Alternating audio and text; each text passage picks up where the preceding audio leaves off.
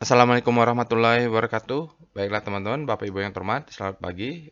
Setelah sholat subuh, kita baca-baca market Amerika, kita lihat chart penutupan Amerika, dan mari kita sekarang cek 10 minute margin call IHSG, yaitu kita cukup 10 menit saja lihat persiapan-persiapan untuk pembukaan market IHSG pagi ini.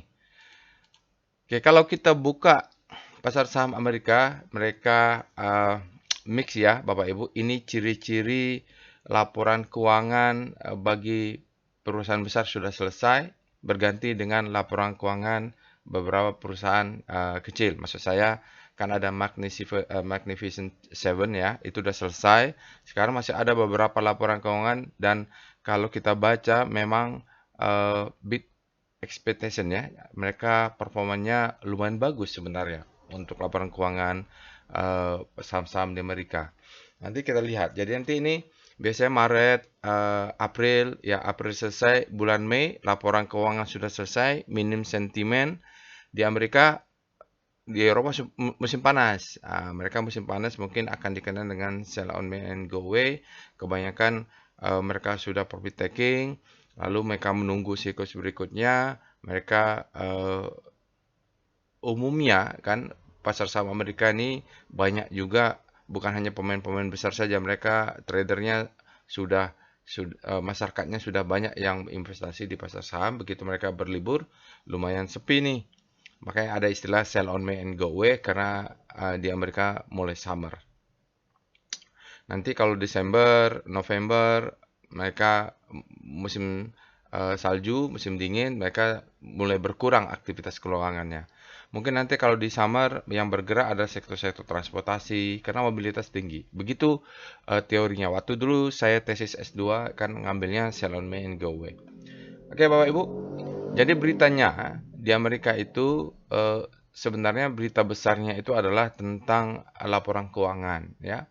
Tapi kita lihat dulu apa yang terjadi di Amerika. Di Amerika, Presiden Donald Trump mengatakan bahwa pemerintah Amerika sudah berbicara, ini sudah ya, was ini berarti sudah berbicara dengan Cina untuk deal tentang tarif, artinya negonya selesai. Dia mengatakan seperti itu.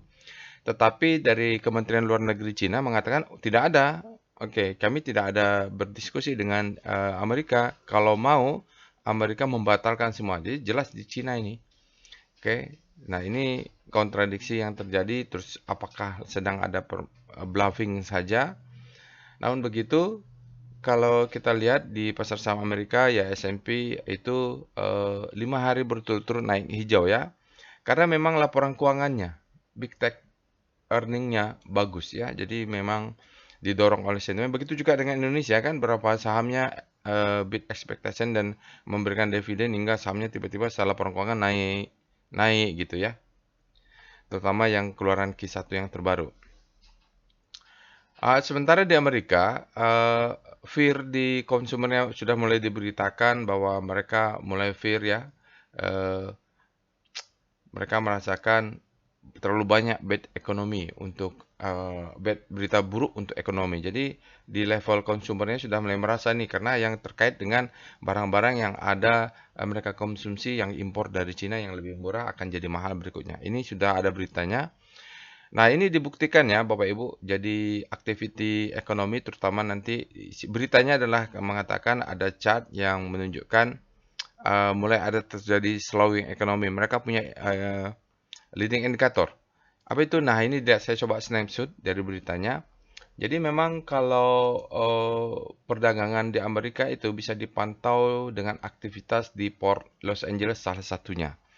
Jadi tanggal 20 April dipantau terjadi peningkatan aktivitas di airport. Sama seperti di Indonesia kemarin, beberapa hari yang lalu, berapa seminggu atau lebih, itu terjadi peningkatan di aktivitas peti kemas Tanjung Priok. Itu macetnya kata luar biasa karena eh, semua memaksa ekspor, semua memaksa masuk peti kemas yang sudah diproduksi sebelumnya ya, mungkin ke Amerika. Setelah itu ya 7 hari kemudian di April mulai melemah, bulan Mei-nya tanggal 4 diprediksi lemah ya Bapak Ibu. Diprediksi lemah ya. Jadi diprediksi lemah nanti bulan Mei 11 baru ya gini. Jadi ini mulai uh, diprediksi ya, jadi gitu. Jadi memang kemarin tengah April menguat, April 20, 27-nya melemah. Nah, ini diprediksi ya bulan Mei. Jadi memang ada siklusnya juga di sana. Karena ini kan ada kapalnya belum masuk, tapi peti kemasnya belum masuk, tapi mulai ada schedule-nya ya. Jadi diprediksi nanti akan mulai melemah di week berikutnya. Oke. Kalau ya ini di Indonesia itu ya ini berita tentang Amerika, di Indonesia itu sudah selesai ya. Maksudnya sudah sedang berbicara deal-nya sudah. Ini salah capture. Bahwa eh, menurut Menteri Koordinator Keuangan Erlangga Hartarto bahwa diskusi dengan nego tarif dengan Amerika itu berjalan lancar. Itu saja informasi. Kita nggak tahu detailnya ya. Apakah keris akan bermasalah, apakah eh, macam-macam yang diminta ya. Kita belum tahu. Itu deal nego sedang berjalan katanya. Mungkin strategi dari Trump diselesaikan dulu yang kecil-kecil. Berikutnya, kalau untuk pasar saham Indonesia, kita perhatikan earning, dividen ya, dan buyback. Ini berita-berita laporan keuangan. Terus kalau nanti bulan Mei-nya sudah selesai, tidak ada sentimen, baru kita pantau lagi pengaruh terhadap pasar Amerika. Oke, itu saja Bapak Ibu untuk kita lihat kembali market Amerika. Oke, untuk pasar Amerika kita coba Dow Jones-nya. Ya, kita lihat VPA DJIA. Ini sudah ada sebenarnya. Salah. VPA DJIA. Dow Jones ya, Dow Jones Industrial Average. Dan kalau kita lihat di Dow Jones, candlenya memang terlihat biru. Ini ada rejection ya Bapak Ibu. Kelihatan mulai ada rejection di atas. Ini mungkin besok mulai ada bulan Mei. Ya, jadi nanti kalau untuk bulan Mei baru kita akan lihat apakah ini, kalau ini ada gap, dia akan tutup gapnya. Tapi mulai ada rejection ya kalau kita lihat. Kita lihat Magnificent 7, VPA, Apple, kita cek dulu Apple, baru Microsoft. Apple sendiri sama ya Bapak Ibu. Dia mengatakan untuk sinyal VPA no demand ya. Dia mengatakan no demand. Untuk kemarin itu naik tapi no demand ya. Kalau kita lihat dengan VPA MSFT, jadi ciri-cirinya itu hampir sama lah dengan Indonesia. Masih sentimen. Ini kalau MSFT malah sudah jadi merah candlenya ya, sama pola-polanya. Kecil, tidak ada sinyal dia. Kita lihat VPA, AMZN, Amazon. Yang besar-besar dulu ya Bapak Ibu. Amazon sama dia, sinyalnya juga no demand. Kok apa? APL? Salah ya. VPA, AMZN. Ini harus di-refresh berarti. Oh, salah. VPA, coba TSLA. Amazon sama begitu tuh. Ya, Tesla. Saya kena profit taking kayaknya Tesla ini. Oke. Saya harus cek lagi, kayaknya saya kena profit taking karena saya ambil profit taking tuh di sini nih. Ya, mungkin Tesla saya kena profit taking, ya, nanti saya buyback lagi di bawah. Jadi ini adalah marking up, distribusi, marking down, ya, akumulasi. Saya profit taking dulu sebagian di sini. Mudah-mudahan dia turun dulu, pullback untuk naik lagi. Oke, kita lihat Walmart, VPA, WMT. Amazon tadi error ya. Walmart sama Bapak Ibu, semacam kecil aja candlenya, ya tidak ada sinyal. Volumenya ini bisa diperhatikan ya, di ujung-ujung bulan April. Kita cek dengan VPA NVIDIA.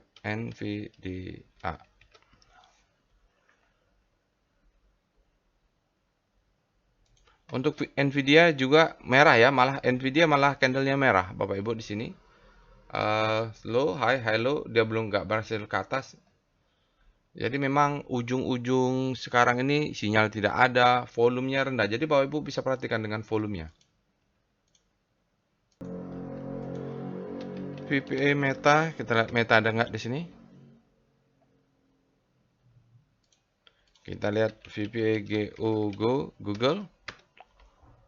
Harusnya ada Meta ya. Ya, Google. Kok apa ya? Jadi nggak update nih, nggak refresh botnya. Nanti saya harus refresh dulu. Kita lihat Exxon Mobil. Saya mau lihat oil and gas ya. Baru kita lihat JP Morgan. Exxon Mobil, ya Bapak Ibu, merah dia di sini. Sama ya bentuknya. Karena apa? Lihat volume. Jadi dia mengatakan no demand. Umumnya no demand karena volumenya rendah. Kita lihat dengan terakhir JP Morgan. Mau lihat keuangan. Apakah profit taking atau kecil juga, volumenya hilang juga? Ya sama ya. Bapak Ibu umumnya ini JP Morgan ya. Ya, JP Morgan umumnya pasar saham Amerika memerah, mix ya. Laporan keuangan perusahaan besar sudah keluar hingga kita perlu waspadai dengan volume transaksi yang mengecil. Artinya sentimennya mulai berkurang lah untuk saham-saham besar. Baik Bapak Ibu, itu saja saya rasa ini untuk pasar saham Amerika perlu diupdate. Di refresh ada beberapa saham yang masih nyangkut. Itu saja yang bisa saya sampaikan. IHSG gimana? VPA Composite IHSG. Kita persiapan untuk IHSG. Jadi IHSG sekarang seperti saya sampaikan di aftermarket close, dia crawling ya di upper downtrend. Lalu di sini ada gap, di sini ada gap. Volumenya lumayan tinggi. Kalau nanti dia bulan Mei mulai kehilangan sentimen dan mulai lagi terpengaruh dengan kondisi luar, maka ini kita wajib antisipasi ya Bapak Ibu. Sekarang kumpulin cash aja dulu lah, supaya kalau udah dapat diskon kita nggak nyangkut. Itu saya bisa saya sampaikan. Assalamualaikum warahmatullahi wabarakatuh.